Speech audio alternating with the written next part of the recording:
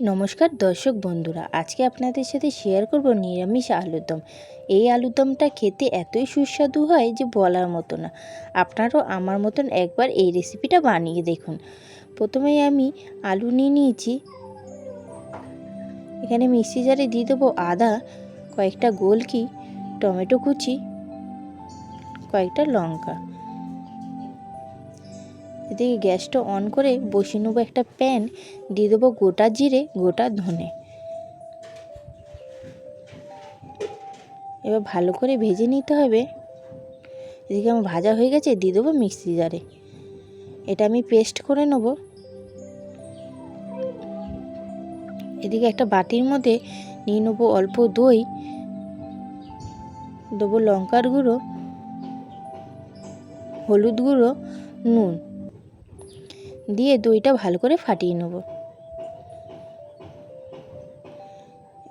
এদিকে আমার দইটা ফাটানো হয়ে গেছে, বসিয়ে নেবো কড়ার মধ্যে দিয়ে দিয়েছি তেল, দিয়ে দেবো আলুটা।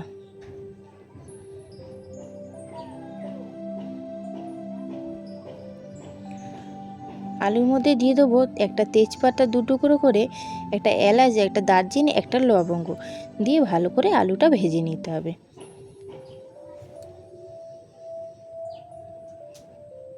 এদিকে আমার আলুটা ভাজা হয়ে গেছে, এই সময় দিয়ে দেবো অল্প নুন, একটু হলুদ দিয়ে আবারও ভালো করে নাড়িয়ে নিতে হবে।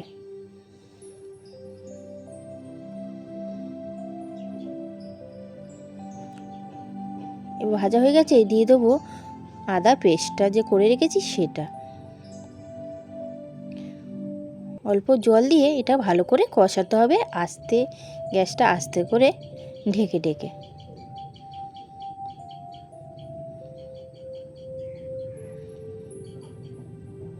একবার আমি ভালো করে নাড়িয়ে নেবো। এদিকে আমার কষানো হয়ে এসেছে হালকা, এই সময় দিয়ে দেবো দই ফাটানোটা।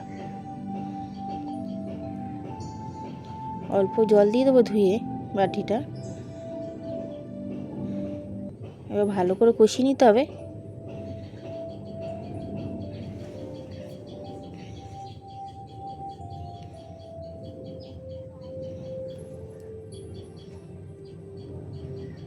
এই দেখুন আমার তরকারিটা হয়ে এসেছে, দিয়ে দেবো এবার গরম মশলা।